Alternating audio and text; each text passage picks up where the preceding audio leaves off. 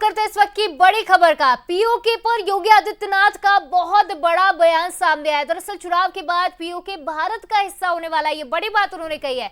जम्मू कश्मीर में चुनावी रैली में योगी का बड़ा दावा सामने आया है। तो रामगढ़ में चुनावी सभा को संबोधित करते हुए उन्होंने कहा कि जम्मू कश्मीर में अब जो पीओके है वो भारत का हिस्सा होने वाला है। बीजेपी के सत्ता में लौटने के बाद पीओके भारत का हिस्सा होगा। तो पीओके में यही चर्चा है कि वो भारत का हिस्सा होगा।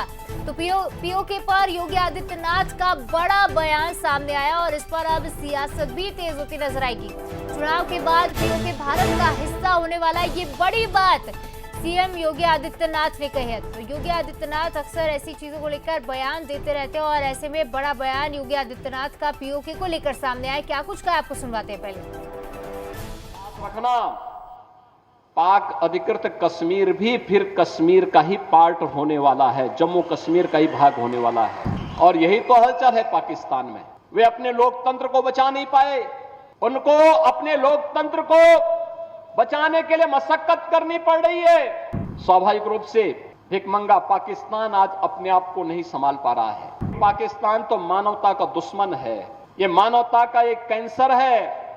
इस कैंसर से दुनिया को मुक्ति मिलनी ही चाहिए। भारी संख्या में मतदाताओं का मतदान के लिए उमड़ना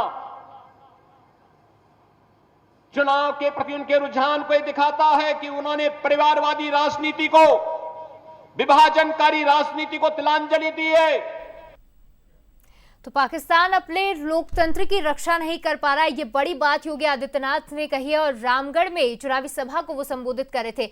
इस खबर पर ज्यादा विश्लेषण के लिए हमारे साथ जुड़ गए न्यूज हेड शरद जी, उनसे बात करते हैं। शरद जी, कैसे देखते हैं इस बयान को? क्या सिर्फ एक चुनावी वादा है या इसे बड़ा बयान मान सकते हैं और भविष्य में ये बड़ा फैसला लिया जा सकता है?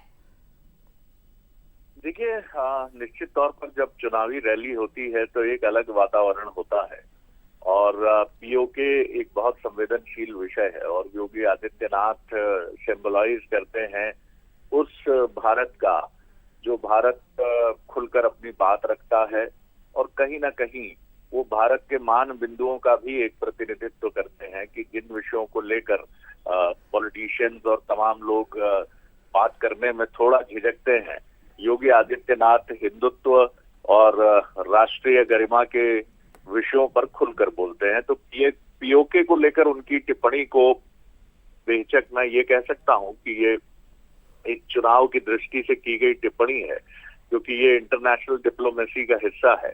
लेकिन ये जरूर है कि पीओके में जिस तरह के हालात हैं उसको देखकर निश्चित तौर पर यह कहा जा सकता है कि अंदरूनी जो रिपोर्ट्स हैं कि वहां के लोग ऐसा दावा बार बार सामने आता है कि वो भारत के साथ कहीं ना कहीं उनका रुझान सामने आता है जब भी बात होती है, क्योंकि भारत की आर्थिक वृद्धि, भारत में जिस तरह की डेमोक्रेसी का एक खुलापन है वो किसी से छिपा नहीं है। हम दुनिया की सबसे बड़ी डेमोक्रेसी है।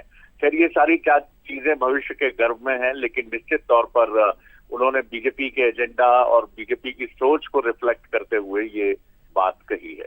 जी शिवालिका। जी शरद जी, तो कहीं ना कहीं ये कहा जा सकता है कि बीजेपी की सोच को रिफ्लेक्ट करने की कोशिश सीएम योगी आदित्यनाथ के इस बयान से की जा रही है और लंबे समय से ये मांग हो रही है कि पीओके को भारत में शामिल किया जाए, लेकिन बीजेपी सत्ता में लौटने के बाद ऐसा काम करेगी क्या, ये बड़ा सवाल है। योगी आदित्यनाथ के इस बयान को अब देखना होगा कि कितनी सियासत इस बयान पर होती है, क्या कुछ बयानबाजी निकल कर सामने आती है। फिलहाल तमाम विश्लेषण के लिए शरद जी आपका बहुत बहुत शुक्रिया।